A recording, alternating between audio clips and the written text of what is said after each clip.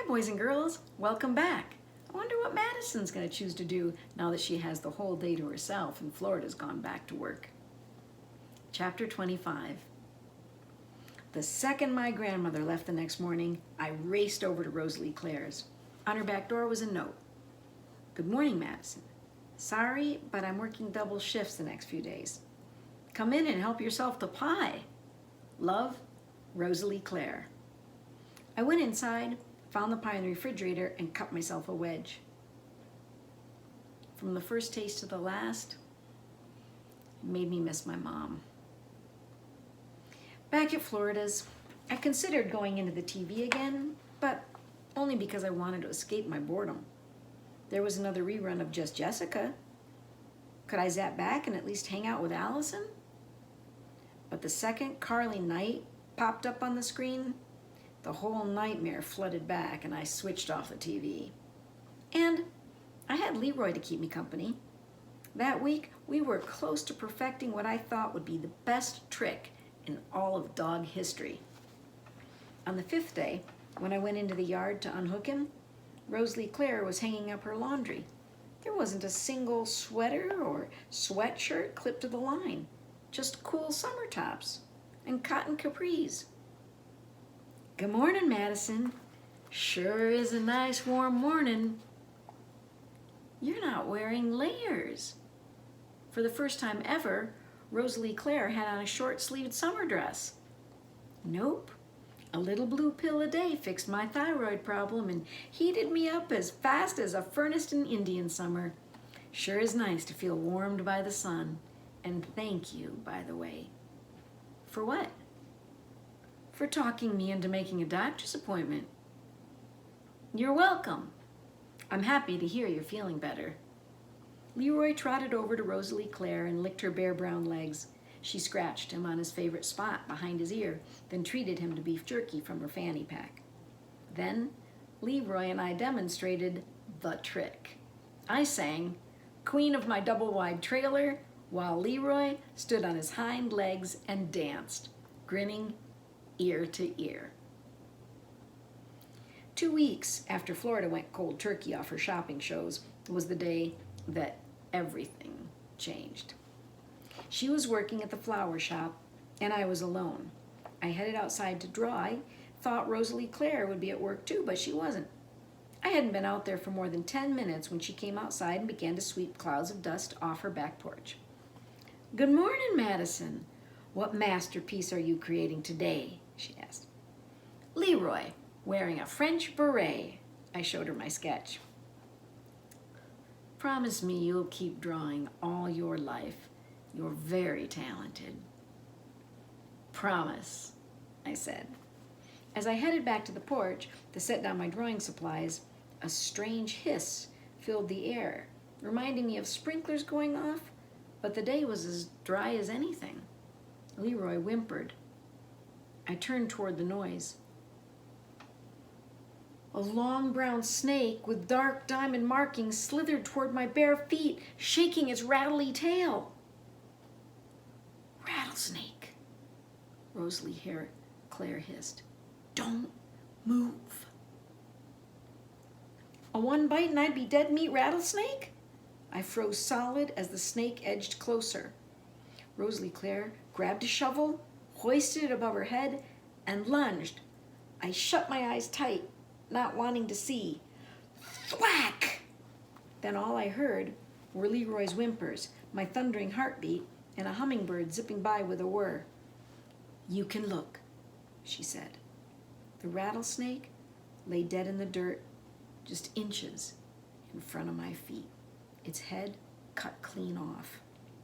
And if that rattlesnake wasn't at least 4 feet long, my name isn't Madison McGee. How do you thank someone who just saved your life? I leaped into her arms and hugged her tight. What would I do without you, Rosalie Clare? Tears ran down my cheeks. I looked up and they were running down hers too. I think we deserve some nice cold lemonade, she said. I'll give that scoundrel a proper burial later. We climbed her back steps and went inside. Together, we squeezed a pitcher full of real lemon juice and mixed it up with cups and cups of sugar. The kitchen was filled with the sound of squishing lemons and the clinkety-clank of the big metal spoon against the glass pitcher. She poured 2 glasses and cut us each a piece of blueberry pie. You know, my Grandma Daisy won the pie contest every single year at the Sierra County Fair. I always told my mom she should enter her pie at our county fair, but she never did. Perhaps you're meant to do that. If you learn to make it as good as your mama did, then someday you can win the blue ribbon, Rosalie Clare said. Maybe, although maybe I don't have to learn, since you always seem to have some around, I joked. Rosalie Clare folded her hands together, her forehead knotted up, and she stared into space. Madison, I have something to tell you. I heard from Thomas yesterday. Her eyes filled with tears. Is he okay? He's more than okay. He is as lovely and funny and amazing as ever. Well, why are you so sad? Everything's ready. He finished the inn. I fly to Costa Rica the day after tomorrow. For a vacation? I asked. Forever. We're getting married. Then it hit me. Rosalie Clare was leaving me. I would be doomed to live the rest of my life alone with my lousy, self-centered grandmother in Truth or Consequences, New Mexico. I'm coming with you. Rosalie Clare leaned in close and wrapped her hands around mine.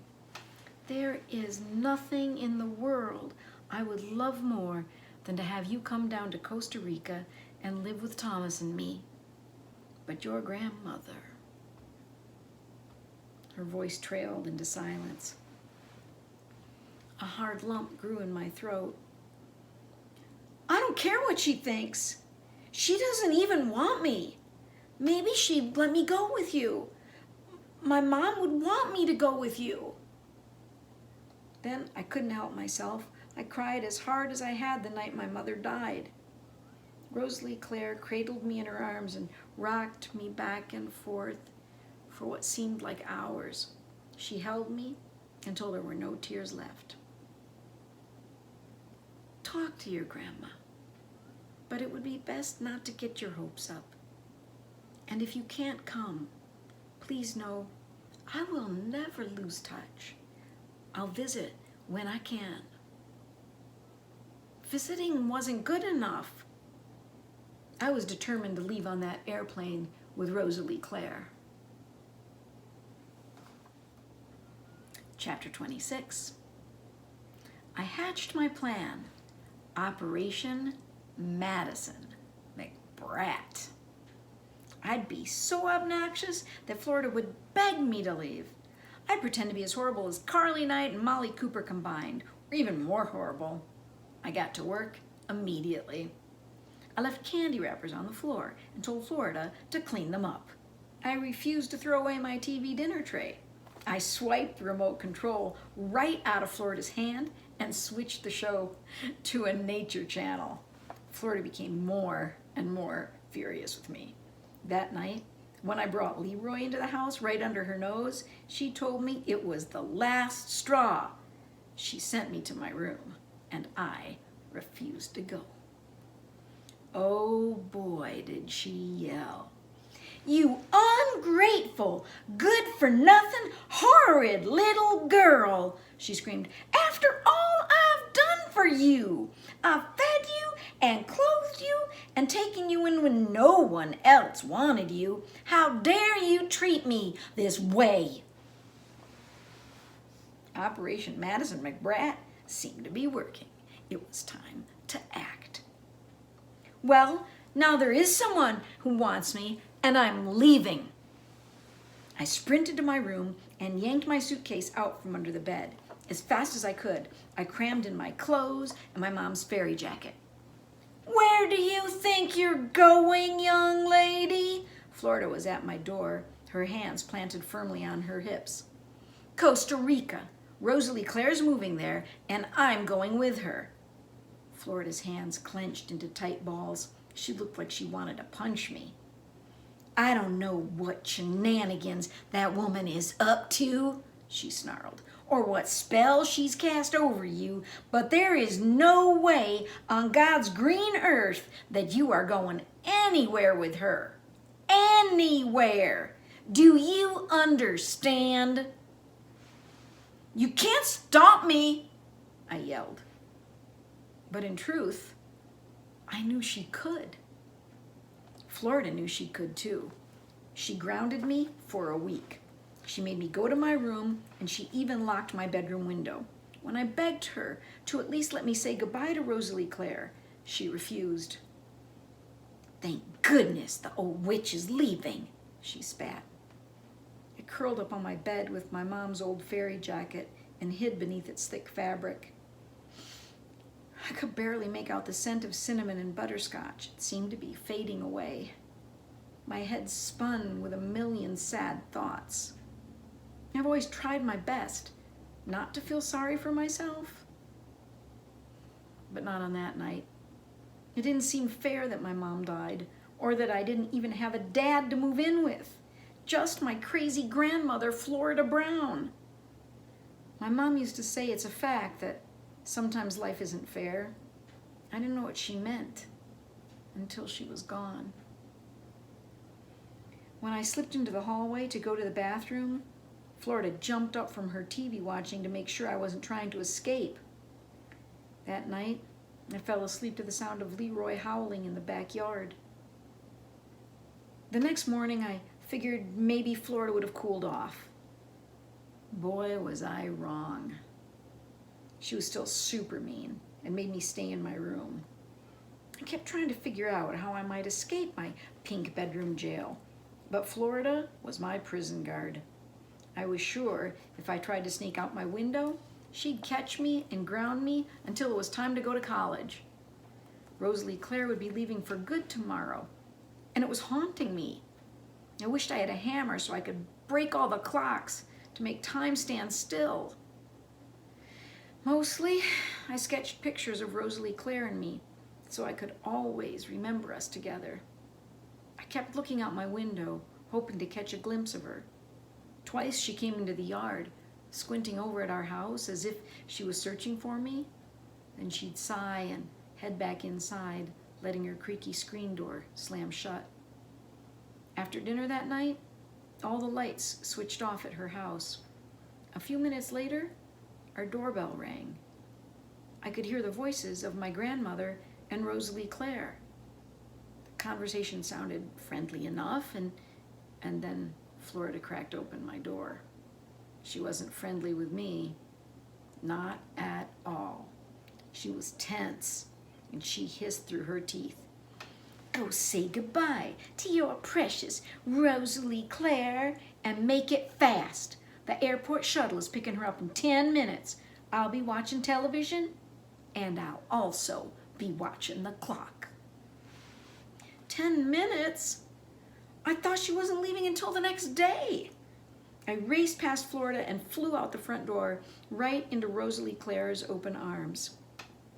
My flight leaves early in the morning, so I'm staying at the Super 8 by the airport tonight. Let's go someplace and talk.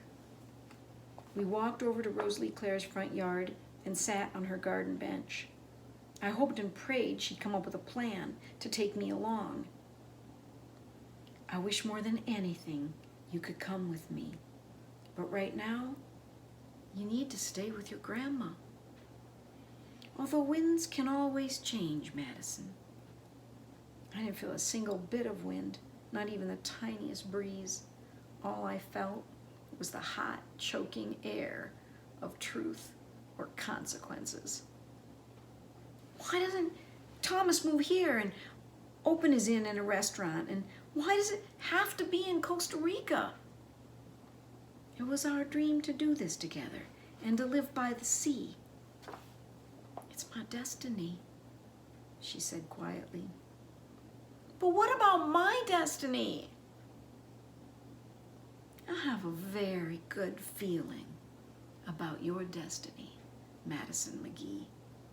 And you must know that we will always be together. You are like a golden thread that will be connected to my heart, no matter where we are. The airport shuttle pulled into the driveway. Time was slipping away. I have something for you. I was looking through my pouch this morning, and this showed up. She unzipped her fanny pack and pulled out a bright red bird charm dangling on a silver chain. At first I thought it was a necklace my mom had worn in the photograph, although I knew that wasn't possible. It's a firebird, the same kind I gave to your mama when she was not much older than you. I guess the pouch meant for you to have one too. She cupped it in my hand. Now, whenever you wear this, it will remind you of your mama and our summer together. I'll wear it every single day, just like my mom. Rosalie Claire fastened it around my neck. I tucked it inside my t-shirt so it could stay close to my heart. We hugged each other tight until we were interrupted by the shuttle driver's honk. Guess he's in a hurry, she said. Then it occurred to me, I had something for Rosalie Claire. Please, don't leave. I'll be right back. I sped into Florida's house and carefully tore one of the pictures I'd drawn of the two of us from my sketchbook. By the time I raced back outside, the driver had loaded Rosalie Claire's suitcases into the super shuttle van. For you, I said. She took the drawing and tears filled her brown sugar eyes. This is the greatest gift you could have given me, Madison. See? It's proof we will always be together. We hugged, and then she took my face in her hands and promised me no more going into the TV. Okay? I promise. And after one final hug, she was gone. I stood on the sidewalk watching until the van's taillights disappeared from sight. It was then that I noticed the for sale sign that had been hammered into a gravel bed in front of Rosalie Clark's darkened house. The orange glow of the TV flickered through Florida's front window. I couldn't face her just yet. The certainty of spending the next 7 years of my life living with her tied my stomach into knots. Even though my 10 minutes was up, I went into the backyard to cuddle with Leroy. Through the sliding glass doors, I could see Florida flipping through the TV channels. Tears streamed down my cheeks and Leroy licked them up as fast as they fell. Then he wiggled to his feet, dragging his heavy chain behind the computer monitor. He began to dig. To my amazement, he unearthed my old dead soccer ball. He picked it up with his teeth, all dirty and tattered, then trotted over and dropped it at my feet. I think it was Leroy's way of trying to make me feel better. I sat outside that night, stroking his soft fur until the full moon rose over Rosalie Claire's old house. I was kind of surprised Florida hadn't come looking for me. When I finally went inside, she wasn't there. At the time, I thought maybe she'd gone to the bathroom, but the bathroom door was open and the light was off. She wasn't in her bedroom, or mine, or the kitchen. Her gold Cadillac was still parked in the driveway. Back in the living room, I noticed the remote control on the floor. And I had that feeling again, the slight fluttering sensation in my belly. I looked at the TV, and there was my grandmother. She'd been zapped into the reality TV show Stranded in the Amazon. Wow. Chapter 27. My first thought? Leave Florida and the TV and figure out a way to get myself to the airport so I could fly to Costa Rica. But that thought only lasted a second. Florida was on television, lined up in the Amazon jungle with a group of contestants on the verge of throwing a major hissy fit. Even though I just promised Rosalie Claire I would stay out of the TV, I knew what I had to do. I picked up the remote control and pushed the two buttons. Ping! Was I sure I wanted to choose that channel? I didn't have a choice. I had to save my grandmother. In a flash, I was transported somewhere in the Amazon rainforest.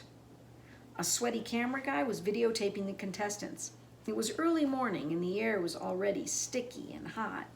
I was met by a concert of wild noises. Birds twittered, bugs buzzed, and monkeys chattered. But the loudest noise in the rainforest? My grandmother. Excuse me? Would somebody please tell me what is going on here? She was so mad, I could picture cartoon steam pouring from her ears. I stuffed the remote into the waistband of my shorts and scurried over to take my place beside her.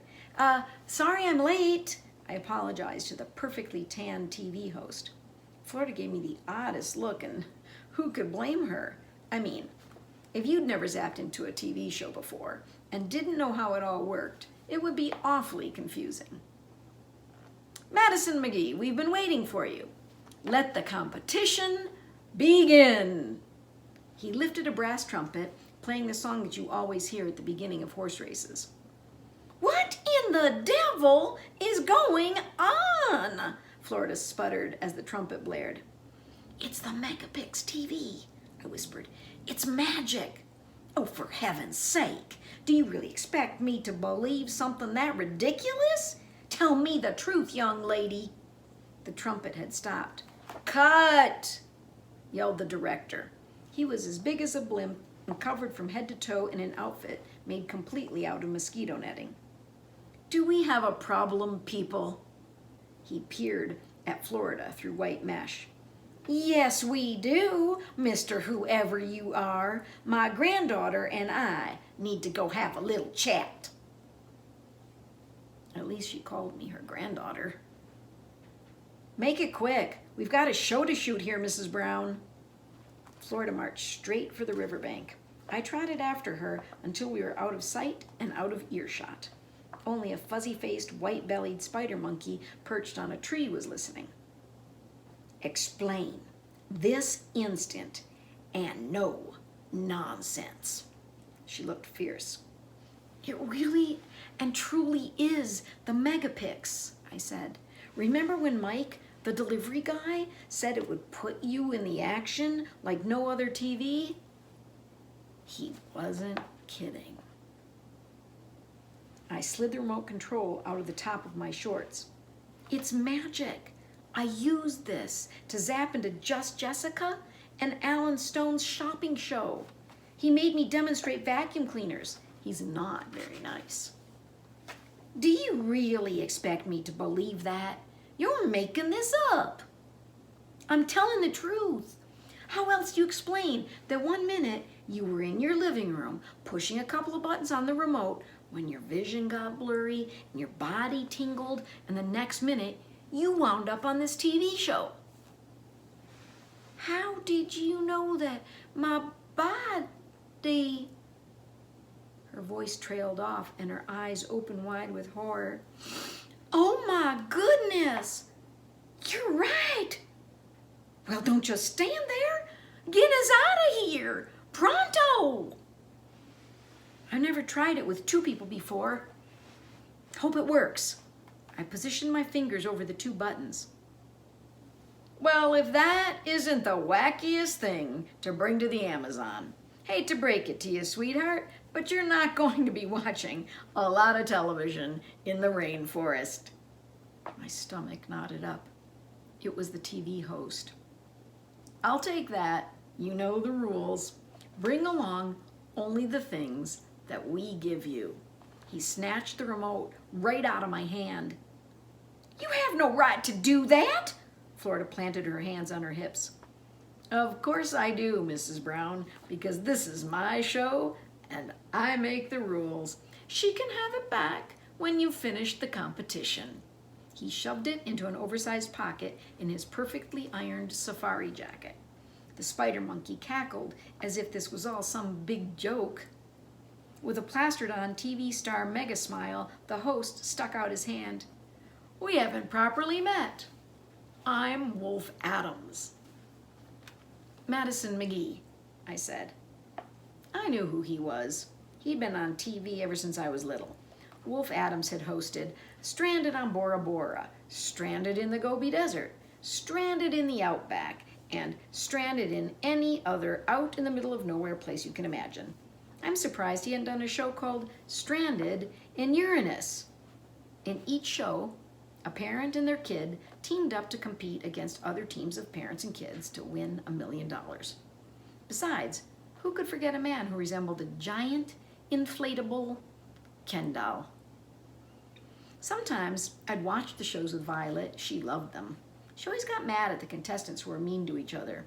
On one episode, a boy put a bunch of baby snakes in a girl's sleeping bag to get back at her after she accidentally on purpose dumped out his drinking water. That's how nasty these shows could get. Florida was not going to like this one bit. Are you ready to do this? He asked. Did it really matter? By now, I had enough experience with this zapping business to know it was going to happen whether we wanted it to or not. This way, ladies. Follow me. Wolf Adams set out to rejoin the group. Florida didn't budge. I am not going to be part of this foolishness, and he can't make me. Good luck. It really doesn't work that way, I said. Oh, it won't take luck, honey. Just a little finesse and the skilled application of my womanly ways. Watch and learn. She sashayed over to Wolf Adams. Excuse me, Mr. Adams, she said super sweetly, tapping him on his back. He spun around. I mean Wolf. I can call you Wolf, can't I? He nodded as she gazed up at him with twinkly eyes and a movie star smile that sparkled even bigger and brighter than his. My grandmother was actually flirting with Wolf Adams. You had a question, Mrs. Brown? You must call me Florida. Wolf, you are positively the most divine man I have ever met. And as much as I'd simply adore spending time with you and your friends, I believe there's been the teensiest mistake. You see, Madison and I aren't actually supposed to be here. It was all some kind of silly accident. She batted her eyelashes at him, which probably didn't make the impression she was hoping for. The air was so hot and moist that her mascara had melted, encircling her eyes like a raccoon. It can't possibly be an accident. You're here because we picked you, because we think you're special. Well, of course I'm special, and thank you for noticing. But there was a little mix-up with our fancy new TV, and there's never been a mix-up, he interrupted. We select our contestants very carefully. Besides, I'd say a fine-looking spitfire like you has a good chance of winning the $1 million if you play your cards right. $1 million? Florida's eyes grew wide and her grin grew even wider. Why, I do declare you're right. There's been no mix-up at all. Let's get this show on the road. I do believe this might be my lucky day. We'll see about that. Chapter 28. As you can see, it didn't take much for Florida to decide that being stranded in the Amazon was the best thing that had ever happened to her. All it took was the possibility of winning $1 million. Okay, I admit that's a whole bunch of money, but she'd never watched a Wolf Adams show before. She had no idea what she was getting herself into. I knew, and I wanted to skedaddle us out of there before things got nasty. I needed to retrieve the remote control, and fast. The cameras rolled the second we rejoined the contestants, so I didn't have a chance to come up with a plan. Trying to pickpocket Wolf Adams right on television wasn't the best idea. I'd have to wait until the time was right. Florida put on her most dazzling smile while Wolf Adams introduced the show and the contestants. I think she finally realized she was actually on television. She probably wanted to look as much like a movie star as possible.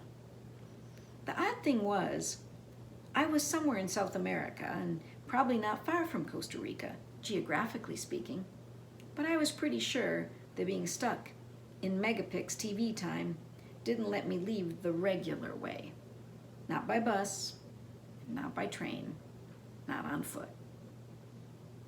Just by remote control, which Wolf Adams had stashed deep in the pocket of his jungle jacket. During the introduction, I learned a lot of cool facts about the Amazon rainforest. At least some of it was cool. Some of it made me wish I was boarding that plane to Costa Rica. The cool stuff? The Amazon rainforest is more than 1 billion acres. There are so many trees and other things growing here that they produce almost 20% of the oxygen for the whole entire Earth. That's why they call it the lungs of the planet. It rains 9 feet a year, and nearly half of all the animal species in the world live here. The part that wasn't cool? Bugs. Bugs. And more bugs. There are 30 million kinds of bugs living in the jungle, and at that moment, it felt as if at least 1 million of them had decided that my arms and legs made a tasty breakfast. Let's introduce our contestants. Wolf Adams walked along our lineup as he talked directly into the camera. We have 4 teams consisting of 1 parent and 1 child, or in one case, a grandmother and a granddaughter. They are about to begin the adventure of a lifetime. For 15 days, they will be stranded in a world filled with wonder and danger. 15 days? Florida gasped. Each team will have to work together to survive in this wild, tropical rainforest, he continued. In the end, it will be the audience at home who will vote and decide which team best excelled at their tasks, and that team will be the one to walk away with the $1 million prize. Which team will it be? It had better be us, Florida whispered to me. I hope not, I whispered back. I really didn't want to be stranded in the Amazon with my grandmother for 15 whole days. I wanted to get my hands on that remote control and zap us out of there lickety-split. As the camera followed, Wolf Adams introduced the contestants. Rob and his daughter Jenna, Carmen and her son Victor, Kevin and his son Noah, and then Florida and me. I'm sure I was the only person who was not excited to be there. Each team was given a pair of matching bandanas. Rob and Jenna got pink, Carmen and Victor got blue, Kevin and Noah got green, Florida and I got red. Florida was sure that getting her favorite color was a sign that she was going to win the money. She was so happy that she jumped up and kissed Wolf Adams smack on the cheek, leaving behind a bright smudge of red lipstick. Right on national television. I was so embarrassed. After everyone tied their bandanas around their necks, we all hiked down to the riverbank. There were 4 painted metal canoes waiting. 1 red, 1 blue, 1 pink, 1 green. Wolf Adams called them our primitive vessels. Primitive was right. The boats were made from old, pounded-out oil drums. He handed each team a backpack for our essentials. As we completed each challenge, we would earn more things to add to our packs. Florida unzipped ours, peered inside, and let out a shriek. What? No makeup? No shampoo? Not even a hairbrush? Do these people not understand the meaning of the word essential? I do hope they have some decent beauty products wherever we're staying tonight. If wearing bugs all over your body was considered a decent beauty product, she wouldn't have a thing to worry about. Here's what we did have. 1 can of bug spray, a bottle of sunscreen, 2 sets of rain gear, 2 canteens filled with fresh water, plus the map we needed to help us find our base camp. And they also gave each grown-up a heavy machete to work our way through the thick, overgrown rainforest. Florida handed me the machete. You carry this. I wouldn't begin to know how to use it. Somehow, I wound up with a backpack too. I slathered it on the sunscreen so I wouldn't burn and covered myself in bug spray so those 30 million bugs would quit bugging me. When I was done, I passed them to Florida. She complained about the smell of the bug spray because it hid the scent of her jungle gardenia perfume. But she put it on anyway. While Florida was busy rubbing in sunscreen, Jenna, the other girl contestant, wandered over. I wasn't surprised. She'd been staring at me since I'd arrived, which I thought was kind of freaky. She looked over her shoulder, probably to make sure the cameras weren't recording our conversation. They weren't. You totally looked like that girl on Just Jessica, she said, the one who played Ashley's obnoxious cousin. Florida opened her mouth to say something, but thankfully she became distracted by a swarm of bugs that got stuck in the lotion on her legs. I do? Thanks. I really don't want to explain the megapixel's magic to a total stranger. She'd probably think I was nuts. I didn't see that episode, I said, which was true, because I'd been busy being on the episode. All I'd really seen were the credits. I auditioned for that show once. She would have cast me, but they said I was too beautiful. She shook her perfect wavy blonde hair as if she was in one of those shampoo commercials. Probably just the kind of hair Florida wished I had. Oh, that's too bad, I said. Yeah, it sucked. Actually, I think they're waiting to cast me in a better role. Anyway, being on Stranded will definitely give me exposure. It's my golden ticket to my own TV show. Just think, you can say you knew me when. Wow. I don't even know her now. But it was totally awesome meeting Carly Knight, she told me. After my audition, I hung out with her on the set for the rest of the day. She is the coolest, nicest person ever. She seems nice on TV, but knowing the real Carly Knight, I highly doubted Jenna's story. Did she give you her autograph? She did, and she wanted mine because she was sure I'd be famous someday. Right then, I knew she was lying. Bet you're jealous, she added. Not really. She looked disappointed. Jenna kicked at the ground with the toe of her sneaker. Then she looked me square in the eye. By the way, my dad and I are totally planning to win this competition. So you might as well not even try. I'm just saying. She flipped her glossy hair over her shoulder and headed back to her pink boat. I hope their camp was far, far away from ours. I'm just saying. She seems nice on TV, but knowing the real Carly Knight, I highly doubted Jenna's story.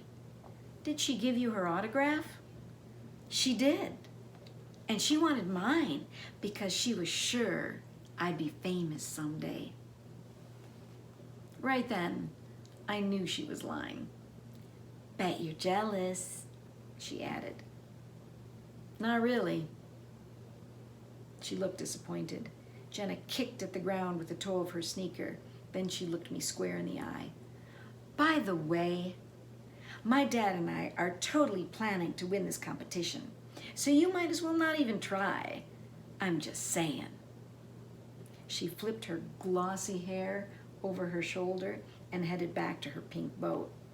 I hope their camp was far, far away from ours. I'm just saying. We stood on the riverbank for what seemed like forever, waiting for the crew to shoot us getting into our boats to begin our journey downriver. The sun was scorching hot by then. Wolf Adams stripped off his jungle jacket and hung it on a branch by the water. As he wandered away, my eye went straight to the pocket with my remote control. The cameras weren't rolling. It was my big chance. I'm going to go get the remote, I whispered to Florida. Why? We're not going anywhere. Honey, do you know how many fabulous things I can buy myself with $1 million? And your Grandpa Jack won't have a single itty-bitty thing he can say about the matter. Then I'll get it just in case. I mean, if there's an emergency or something. Personally, I thought that very moment counted as an emergency. My plan was to snatch the remote control and zap us out of there, even if Florida was kicking and screaming. Oh, for heaven's sake, just hurry up. Florida went cross-eyed as she flicked a giant turquoise fly off her nose. Not a soul was by the tree, or so I thought. I made a dash for the jacket. I wasn't more than 3 feet away when that same wiry, white-bellied eavesdropper spider monkey scrambled down the branches. He snatched the jacket and flung it, as if it were a frisbee, straight into the water. It floated downriver and out of sight. I couldn't believe it. The remote control for the Megapix 6000 was now somewhere in the Amazon River. We were doomed. Well, this is the part of the plot of a story that they call the rise in the action. It certainly is crazy and exciting. I think I might say that Florida is both crazy and excited. Madison seems a little more level-headed. I wonder what our author Laurie B. Arnold has to say about all of this. Ooh, that monkey didn't do him any favors, did he? So now, Rosalie Clare is gone for good, and Madison and Florida are stuck in the Amazon with no way out. Remember when I said that Madison and her grandmother had to figure out a way to understand each other? Well, maybe this whole strand in the Amazon mess will help them do exactly that. You know, I'm thinking back to when I wrote that part about Rosalie Clare leaving. In fact, I remember getting pretty choked up. And one of the lines that honestly brought tears to my eyes when I was writing the book became one of my favorite lines in the book. And it's something that Rosalie Clare said to Madison. Let me see if I can find that for you guys.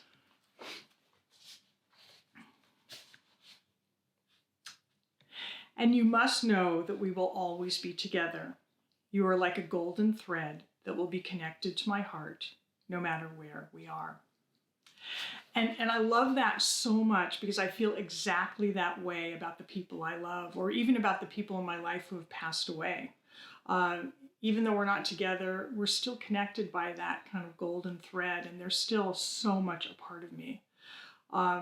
Okay, so now let's get back to the story where Madison's biggest problem is how she's going to get herself and Florida out of the Amazon.